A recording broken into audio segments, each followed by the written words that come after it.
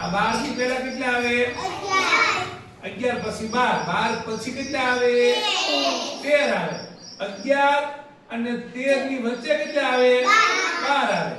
હવે 17 પહેલા કેટલા આવે? 16 આવે. 16 પછી 17 પછી કેટલા આવે? 18. 16 અને 18 ની વચ્ચે કેટલા આવે? 17 આવે. એવી રીતે અહીંયા 19 ની પહેલા કેટલા આવે? 18 અને 18 પછી 19 તો 19 પછી કેટલા આવે? 20 આવે. 18 અને 20 ની વચ્ચે કેટલા આવે? 19 આવે.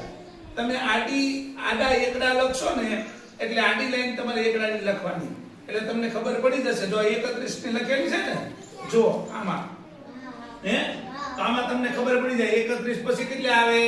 32 પછી 33. આ 31 અને 33 ની વચ્ચે કેટલા આવે?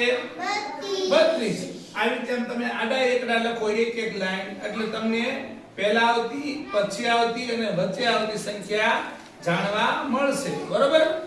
હાલો.